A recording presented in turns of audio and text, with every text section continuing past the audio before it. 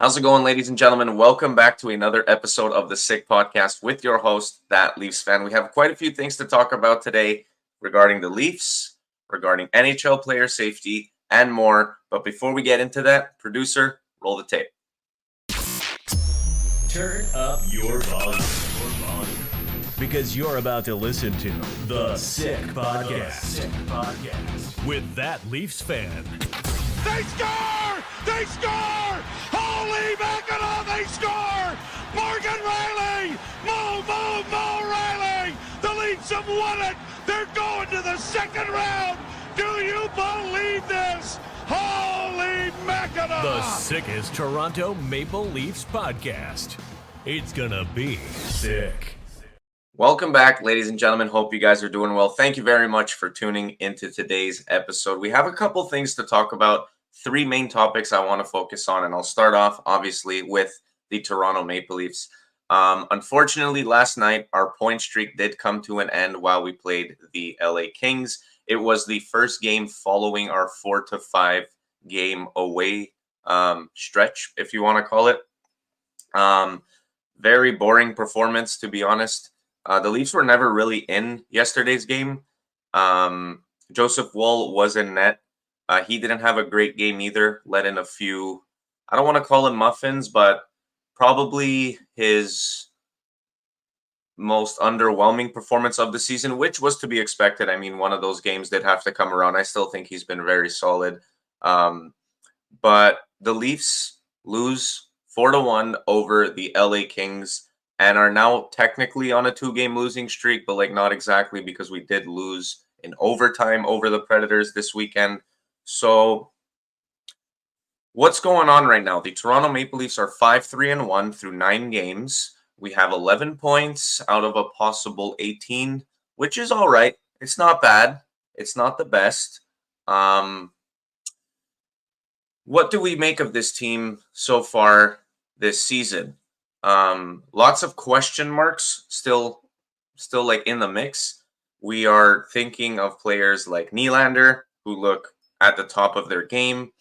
The question in net is, in my opinion, like I was saying at the beginning of the year, I think the Leafs need to rock with a tandem, Samsonov and Joseph Woll. You have to ride the hot hand. I don't want to see the Leafs burning out one of their goalies like we've seen many times in the past. And I think we have an opportunity here. I think Samsonov is a solid goalie. I think Joseph Woll is a solid goalie, but when used properly, I don't think any of them should be a full-time starter. Like I said, I think the tandem idea can finally work in Toronto with these two goalies as our options. But it's going to be interesting to see. I'm pretty sure Samsonov is going to be picking up his game. He had a good game against the Predators, let in one bad one on Ryan O'Reilly, the first power play goal we let in. But other than that, I thought he gave us a chance to win, which is pretty much all you can ask out of your goalie. So I was happy to see that. Then Joseph Woll started the first game yesterday back at home. And we kind of, to be fair, that was just one of those games where you're like, you know what? We lost it. The other team played better than us tonight. Park it, take the notes, remember to play harder next game, and move on. Don't overthink it. That was the way I decided to see yesterday's game, because it was a really boring one. We were never really in it. The Kings had the lead pretty much the entire game. They played a perfect away game. They silenced the crowd. They got ahead, and they stayed ahead for the remainder of the game. They never really gave the Leafs a chance to get back in it. There was a bit of a momentum spark when Tavares made it 3-1, but other than that, it wasn't. I wouldn't say the Leafs had any chance in that one. And those games are going to happen. You're not going to win them all. It's an 82-game season for a reason. Even the best of teams, unless you're like the Bruins or Vegas, who just don't lose, which we'll get to that. But it's one of those games you got to put behind and move on to the next one. We're playing the Bruins on Thursday, which tomorrow, if you're listening to this on Wednesday, the day we're filming, we're going to have to see how it goes. But one thing I pretty much did want to focus on is don't press the panic button. Way, way, way, way too soon, guys. There's teams who are overperforming in the NHL right now. Don't want to name them, but You know what? No, I will. Like, for example, a team like the Montreal Canadiens, they're playing very good. I don't think they're 5-2 good. And then there's teams like the Oilers who are like 2-5-1, and I don't think the Oilers are 2-5-1 bad. You know what I mean? It's too soon to deem a team good or bad or like figure out what exactly they are. My golden rule is no assessment, no real assessment or like panic until 20 games are complete, because 20 games is too long for just a streak. It brings out what the teams actually are and it levels itself out. So I think it's still a lot way too early to be figuring out what's going on with teams overall. I mean, you have an idea of who's good, who's not, but I think there's still a few games to go before we can make like a real analysis on like sorry, what do you want to call it? That I think like we're a couple games away still from having a very solid sample size. That's the word I was looking for. Um, but we're gonna have to see. I mean, the Leafs look. What I've liked about it is that on nights they haven't looked very great or at the top of their game. They're finding ways to get points despite having a lot of things to have to improve on. So I've really enjoyed that, at least. Like, we are finding a way, which is the goal. The end of the day, whether you play a full game, whether you make mistakes, whatever it is, the important part is trying to find a way, whatever situation you're in. If you end up being down by 2 and you find a way to win it, sure, you never want to be down by 2, but you found a way. That's what's most important. So I've liked that out of the Leafs. Obviously, there's some chemistry things we got to figure out on this team. I feel like Bertuzzi, Domi, the new guys are having a hard time like settling in. You're seeing moments where they are like I can see their use, but I don't feel like it's fully come into fruition just yet. I think that they're still going to need a little more time. We're also seeing a lot of like streaky players, like since the like Matthew Nyes again too. He's been good, but I don't know. It's that weird spot where you're like, who are we relying on here? I mean, obviously the top four is the core of this team. So Nylander, Matthews, Marner, Tavares. Unfortunately, I think so far out of the top four, Marner's been the most underwhelming one, and I hate to say that because he is my favorite player. Um, I think he has to level up his game a little, at the very least, because Nylander's playing like it's the last game he's ever going to play. He's playing out of his mind. Tavares is playing fantastic. Matthews is playing like I'm not really worried about him. Marner, I just want to see a little more out of them, and I'm not exactly sure what it is, but I just need to be seeing. I need to see a little more out of Marner. That would be something that I would appreciate, if you want to call it. But something I wanted to get into, as I mentioned in the intro, was NHL player safety. So a couple days ago, or actually it was announced yesterday, Charlie McAvoy was suspended for 4 games for a very, very useless hit to the head on Oliver Ekman-Larsson. It was a garbage hit. It was a useless hit. It was late. There was no play there. It could have been avoided. And it's already, with only 10 games into the season, if not less, it's already the second time this happens, not just with McAvoy, but I'm saying, I forget who the other player was. There was another 4-game suspension as well, and it's slipping my mind right now. But it was a very similar type of hit where it was just like you could have easily avoided that. Your target was clearly the head, and you just decided to obliterate the other human on the other side. And it's garbage. It's garbage. There's no point of this. Like, at the end of the day, I think when are the players and when is the league gonna like realize that like you guys are playing humans? These hits to the head, these late hits from behind and stuff, they have consequences. Like, luckily, right now, Oliver Ekman-Larsson looks to be okay. He might miss a game or two. So luckily he gets out of that one. But if you're checking guys to the heads like that, guys, at the end of their careers, these hits have big, big, big repercussions. The head is a very fragile thing to a human. If you're gonna rock it completely useless and not even being prepared for a hit like that, which you should never be prepared for a hit to the head because they're not supposed to happen.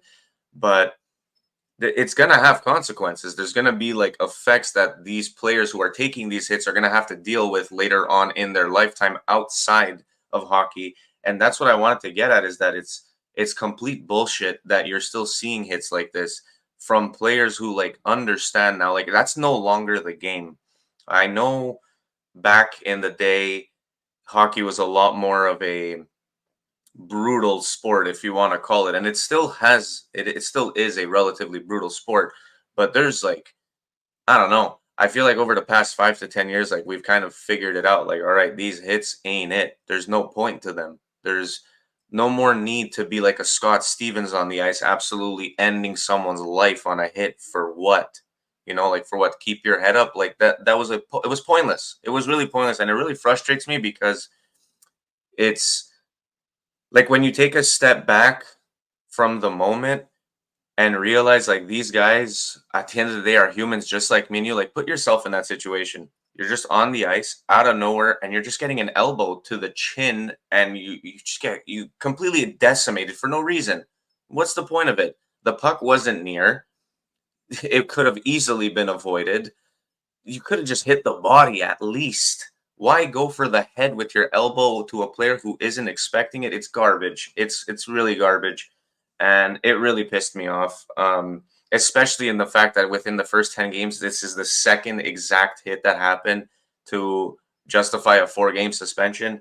It's not something you want to see, and it's useless. Like, it's not those type of hits that are like body to body, like by the book. Like, it's a cheap shot. It's garbage.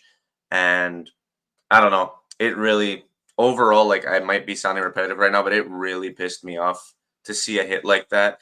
And especially from like a veteran player like Charlie McAvoy. It's like, dude, what are you doing? What were you thinking? Like, I don't know, man. It just really, really frustrated me overall to be seeing events like this still happening in the game, because for some points of time you think, like, we're moving past this like useless garbage, and then you see a hit like that and you're like, Jesus, I guess not. I guess it's still gonna happen. And from players you would least expect it from, like, I don't think Charlie McAvoy is a dirty player. At least I don't think. But that's a dirty fucking play. It's garbage. What's the point? Why are you doing that? Like, you have a game to play, you have a game to win. I get it. Emotions can get high, but stay away from the head. Always, like, that should be one rule. And I think the NHL should implicate heavy fines, not like $4,237 fines, league maximum. No, I think there should be like serious fines that is actually going to affect the player committing the act. The same way, if you commit a quote unquote crime in real life, you have to pay for it.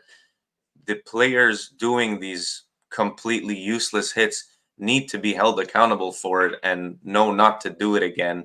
And the way I think to do that is make the fines be taken seriously, make the calls be taken seriously. If not, there's absolutely no point of like, there's I don't even know where I'm going with this. The point is that it just really frustrated me overall, and I don't know. You would think by this time these hits would be gone, and they're still hanging around. They're gonna happen. I know there's way too many players for this to go away, but it's as a fan watching it and like taking a step back and really realizing that these are just human beings that are gonna have to be dealing with repercussions of these styles of hits. It's just really frustrating. So I wanted to touch on that. But one thing I did want to end today's episode on was the very unfortunate event that occurred in England with former Pittsburgh Penguins player Adam Johnson. Unfortunately, in a game overseas, he took a skate freak accident, complete freak accident. If you didn't see the video, honestly, just be careful if you're gonna watch it, if you can even find it. Honestly, oof, it's tough. It's a hard watch. It's a really hard watch, and he took a skate to the neck, And man, like it was a really brutal situation. That's something you never want to see. And he did end up losing his life um, from that incident. And it's, I actually don't even know how to put it into words. Like, I know I wanted to talk about this. I don't even know how to talk about this because it was just that gruesome and it was just that, like, unfortunate. Like, can you imagine lacing up before a game, getting ready to do what you love to do, and never knowing that that was going to be your last moment? Um, I don't know, man. It's like I'm having a hard time talking about it for real. Like it's brutal. It's just brutal. And guys, this is the importance when people say safety above all. And this is no um no one knows what could have happened if even if he did have this. But I am talking about the neck guard. Um, you never know. Maybe, maybe not, but maybe the neck guard could have prevented the situation. Maybe it could have made for a slightly severe cut. I don't know. I don't know. But the point is that hockey is at the end of the day a very fast game with high velocity plays and freak accidents like this one, and it could get very dangerous if you don't protect yourself. So if you're a parent listening to this and you have a kid playing hockey, you let him know whether he thinks it's cool or not. It doesn't matter. You do what you have to do to be safe on the ice because at the end of the day, you can't prepare yourself for situations like these. You can't be, you just have to put yourself in the best situation to be safe. And unfortunately, there was no regulation for players in England or actually in the NHL to be wearing neck guards. And you just hate to see something like that and think like, damn, what if, you know? And I think that's what everyone should try to avoid. Avoid the what if. Do what you can to put yourself in the best situation possible to be safe because at the end of the day, guys, hockey as a sport, it's a privilege, and to see situations happen like this just break your heart, like the way it broke mine. Like I had a hard time reading the story. I wanted to get the information on it, and oof, it was it's hard to talk about, man. It's really hard to talk about because you look over and you even for the guy who got hit or tried to, I don't know exactly what happened, but he or if he avoided the hit. I didn't watch the entire video and I'm not going to. Um, but even for him, like like hockey happens so fast. Like I saw people commenting like, why was his skate that high? It's like, guys, that's the sport. The sport moves really fast. Freak accidents happen. Sometimes you get hit and your body kind of goes the opposite way and your skate ends up in the air. Um, it's the sport. It's fast. It's hard to how do you say, not predict the future, but it's hard to prepare yourself for all these kinds of situations. And freak accidents do happen. We've seen it time and time again in the NHL. Clint Malarchuk, Richard Zednik. That's just the ones that come to mind. And now, unfortunately, the Adam Johnson situation, it is a possibility. As rare as it does happen, it does happen. And I think that the NHL should flat out just make it a rule, put a neck guard on, guys. For the people in the game, and it's not Adam Johnson's fault. I want to make that very clear. It is not. What I am saying is that you just don't know how much could have been, how much would a neck guard have, what could it have done?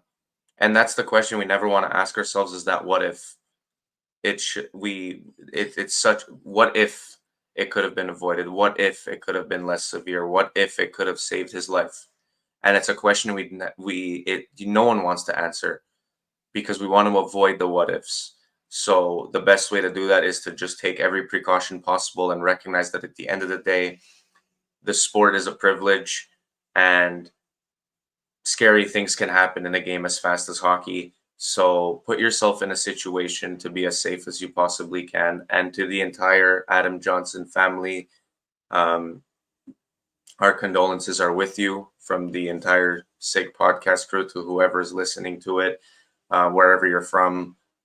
If they somehow manage to hear it, our entire condolences and thoughts are with you and the family, and to Adam Johnson. May you rest in peace. It's just brutal, but I'll leave it at that note. On a slightly happier note, next episode. Wow, that got me emotional as shit. I was not ready for that at 8 o'clock in the morning. No one is though. Anyways, on a slightly happier note, next episode for episode 10, which is going to be filmed this Friday and should be released this Friday, we're going to be having our first guest on. I'm not going to say who it is. I'm not going to give any hints. You guys are going to see who it is. Some of you guys might know him, guys and girls. Some of you guys might know him. Some of you guys haven't. I want to bring him on because I think his knowledge is going to be very fun to be talking with. Personally, overall, like I've had a few conversations with him, and he's a really good guy. He really knows his stuff, and I think it could make for a fun one. But that is going to be the end of today's episode, guys. Thank you so much for taking the time to listen to the episode and to watch it. And if you got all the way to this point, please make sure to drop a like, subscribe, and leave a comment. I want to know what you guys thought about the episode. I want to know your real opinions. I want to know how you guys are doing. Thank you so much for listening, guys. That is going to be it for today. Thank you very much for watching. I love y'all. See you in the next one. Producer, let's roll it out. And that's a wrap. Hope you don't miss us too much until next time. Follow the Sick Podcast with That Leafs Fan on YouTube, Facebook, Google Play, and Apple Podcasts.